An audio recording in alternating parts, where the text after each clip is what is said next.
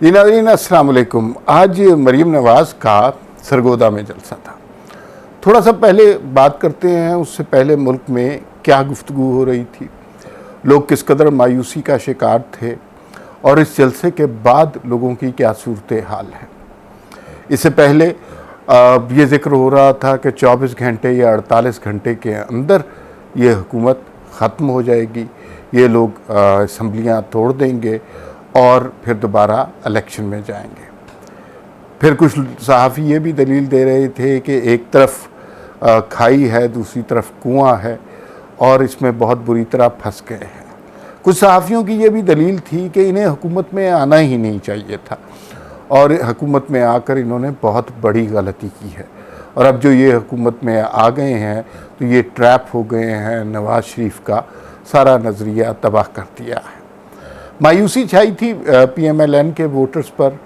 जमहूरियत पसंद जितने भी लोग हैं वो थोड़े से उदास थे, दिल गिरफ्तार थे। आज शाम को एक जलसा होना था मरीम नवाज़ का सरगोदा में। उस जलसे में मरीम नवाज़ ने खिताब किया। सरगोदा का बड़ा पुरहजूम जलसा था। एग्जैक्ट नंबर तो कभी नहीं बताने चाहिए, किसी को कुछ नहीं पता होता कितने लोग थे, लेकिन लोगों की एक कसीर तादाद थी जो मरीम नवाज़ के और हमज़ा शहबाज के इस्तकबाल के लिए पहुंची हुई थी और उसमें बड़े वालेहाना तरीके से मरीम नवाज़ का इस्तकबाल किया गया। और फिर वहाँ पर आपने देखा कि जिस तरह लोगों ने नारे लगाए, जिस तरह इस्तकबाल किया, जिस तरह मोहब्बत से मरीम नवाज़ के हक़ में उन्होंने इस्तकबाली नारे लगाए, वो बहुत अच्छा जोश व जज्बे वाला मंज़र था।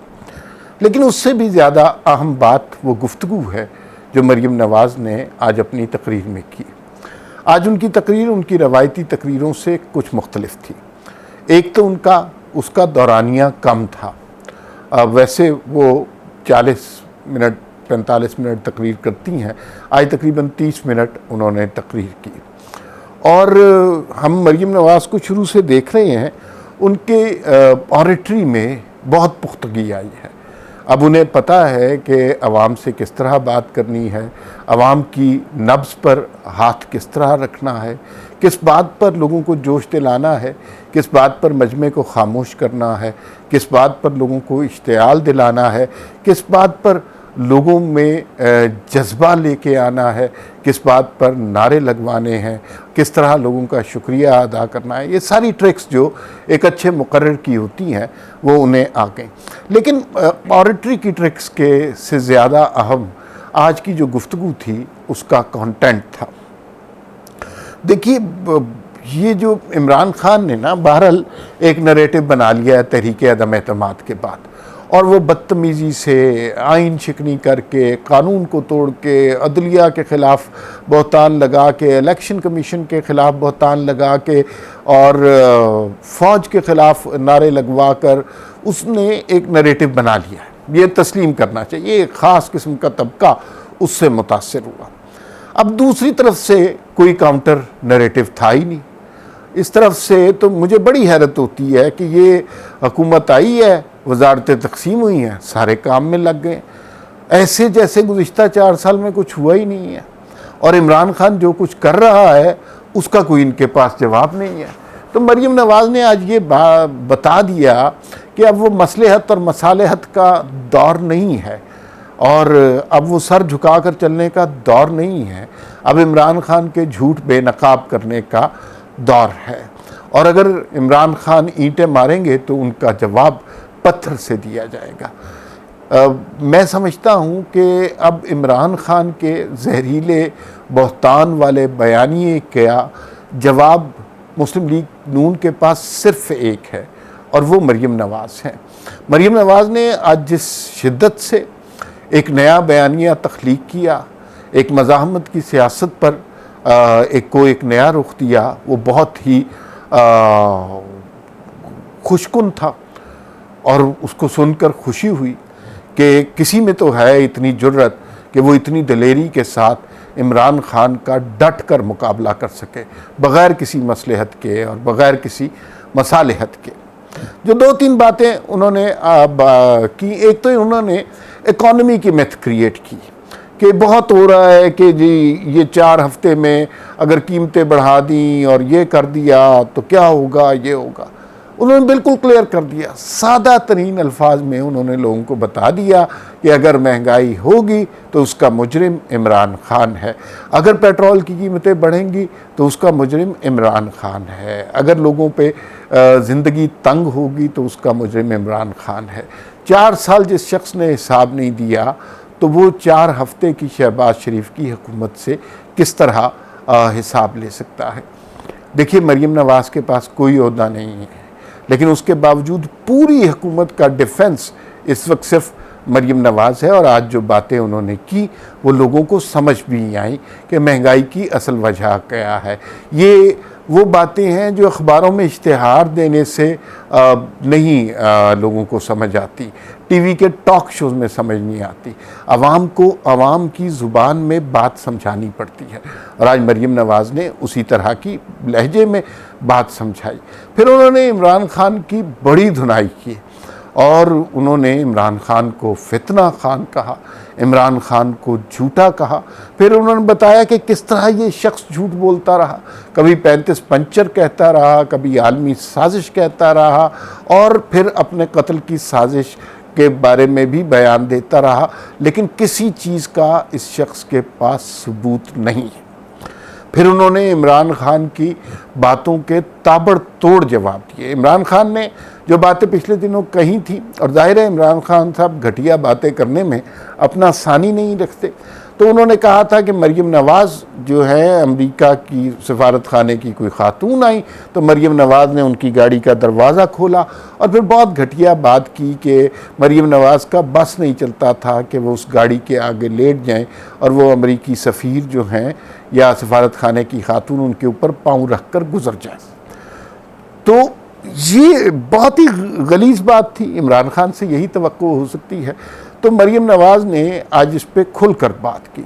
उन्होंने बताया कि पाकिस्तान के लोग मेहमान नवाजी करना जानते हैं, नवाज़ शरीफ के ख़ानदान वाले मेहमान नवाजी करना जानते हैं, और नवाज़ शरीफ की बेटी मरीम नवाज़ मेहमान नवाजी करना जानती है। अगर उसके घर कोई शख्स आए तो उसका इस्तकबाल करना जानती है।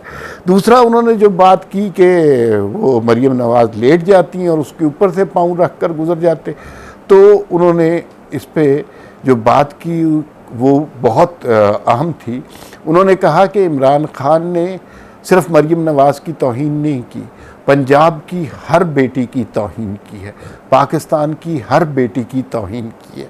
और जाहिर है अब अगर आप किसी का मेहमान का अच्छे तरीके से इस्तकबाल करेंगे तो इसका मतलब ये तो नहीं होता तो कि आप उसके आगे झुक गए हैं, लेट गए हैं। फिर उन्होंने नवाज शरीफ हुकूमत के कारनामे भी गिनवाए। उन्होंने बताया कि लोड शेडिंग हमने ख़त्म की थी, दहशतगर्दी हमने ख़त्म की थी, इकॉनमी को प्रॉस्पर हमने किया था, और गरीब आदमी की हालात ज़िंदगी बेहतर हमने किए थे। और नवाज़ शरीफ ने ये काम 3 साल में किए थे।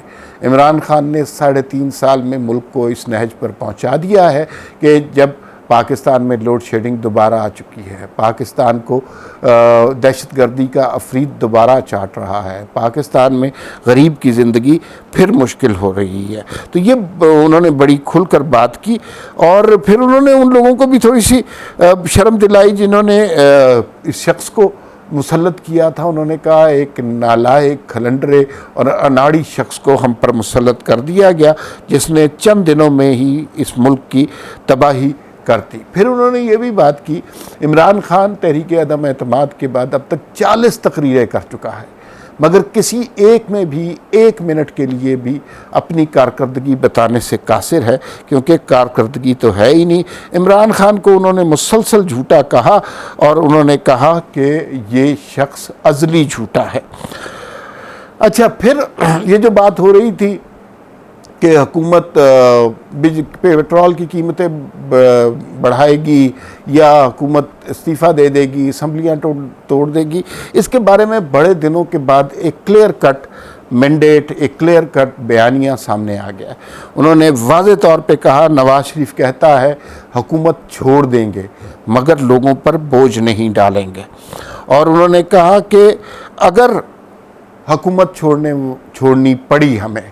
तो सरगोदा वालों, मैं तुम्हें गवाह बनाकर पूछना चाहती हूँ, क्या हमें 2/3 अक्सरियत दिलाओगे? तो जाहिर है एक बहुत जोशीली तकरीर थी, उसके बाद अवाम ने उनके हक़ में ही बात करनी थी। अच्छा, ये भी उन्होंने बात क्लियर कर दी, और जो कि पहले क्लियर हो जानी चाहिए थी। इसमें इतना मसला क्या था कि इमरान खान साहब कि ये हुकूमत में क्यों आए थे? सारे लोग कहते हैं बड़ी बेवकूफ़ी की और बड़ा नुकसान पहुंचा, नवाज शरीफ का नरेटिव तबाह हो गया। लेकिन उन्होंने आज बड़े आसान लफ्ज़ों में बात की, इमरान खान का 12 साल का प्लान था। अगर ये हम हुकूमत में ना आते तो ये 12 साल लोगों पर मुसल्लत रहता, और ये और इसका शरीक जुर्म अगले इलेक्शन में धांधली करने का पूरा प्लान बना चुके थे। शरीक जुर्म आप सबको पता चल गया है। अब मैंने क्या नाम लेना है, पाकिस्तान का बच्चा बच्चा जानता है शरीक जुर्म वो किसे कह रही हैं। फिर उन्होंने ये भी कहा कि इमरान खान तुम अब उल्टा लटक जाओ, दांत पीसो, अपने बाल नोचो, लेकिन तुम्हारा खेल ख़त्म शुद्ध हो चुका है। और फिर जो ख़ास बात जो इमरान खान को टारगेट करके की कि ये वो शख्स है जो लोगों को आज़ादी का भाषण देता है। ये कैसे आज़ादी का भाषण दे सकता है? सारी उम्र इसने खैरात सदक़े पे गुजारी है, सारी उम्र लोगों की जेबों पे डाके डालता रहा है, सारी उम्र ये ATMs पर गुजारा करता रहा है। तो ये ऐसे भाषण देने के लायक नहीं है। और फिर उन्होंने जो है एक बात खान साहब के घर वालों के हवाले से भी की। उन्होंने कहा कि लोग कहते हैं मुर्गी का गोश्त महंगा हो गया, उसकी वजह ये है कि बनी गाला में के महल की छत पर सैकड़ों मन पता नहीं कितना गोश्त जलाया जाता है, और उसके महल्ले की आबादी को वो गोश्त नसीब नहीं होता। और जो उन्होंने बात की ना कि इमरान खान पाकिस्तान की आस्तीन में एक फितना है, एक सांप है, ये बहुत इम्पॉर्टेंट बात थी। लेकिन जो सबसे ज़्यादा लुत्फ़ आया वो सुप्रीम कोर्ट के हवाले से जो उन्होंने बात की। उन्होंने कहा सुप्रीम कोर्ट ने सुओ मोटो लिया, बहुत अच्छा लिया, लेकिन सुप्रीम कोर्ट को सुओ मोटो लेना चाहिए था बशीर मेमन के इल्ज़ामात के हवाले से, फ़ॉरेन फंडिंग के हवाले से, और शहजाद अकबर पर भी सुओ मोटो होना चाहिए था। उन्होंने ये कहा कि सदर आरिफ अलवी का बेटा खुलेआम फ़ौज को गाली देता है और कोई सुओ मोटो नहीं लिया जाता। जो सबसे इम्पॉर्टेंट बात थी, उन्होंने कही कि एक चैनल जो इमरान खान के साथ फितना बना हुआ है उसका नाम ARY है, और फिर उन्होंने ARY के जुराइम गिनवाए और बताया कि किस तरह उसके एंकर इस मुल्क को तबाह कर रहे हैं। सोने का स्मगलर भी उन्हें कहा, और फिर उन्होंने इमरान खान को एक फितना करार दिया। एक बात जो उन्होंने कही कि मैं अपने खून की गवाही देकर ये कसम खाती हूँ कि जब तक इमरान खान यहाँ पर है, ये फितना यहाँ पर है, इस पाकिस्तान में तरक्की नहीं हो सकती। ये बड़ी स्ट्रॉन्ग, बड़ी पावरफुल तकरीर थी, और इससे वो जो मायूसी के बादल लोगों पर छाए हुए थे, जो लोग अजीब सी बेचैनी का, मजलूमियत का शिकार बने हुए थे, PMLN के लोग जिस तरह डिप्रेस थे, उससे उन्हें निकाल लिया, और एक ताकतवर नरेटिव, एक काउंटर नरेटिव, एक मजबूत बयानिया इस वक्त मुल्क की ज़रूरत थी जो इमरान खान को काउंटर कर सके। और मरीम नवाज़ की आज की तकरीर ने वो नरेटिव पाकिस्तान के लोगों को दिया है, जमहूरियत पसंद लोगों को दिया है, और मुस्लिम लीग नून के कारकुनों को दिया।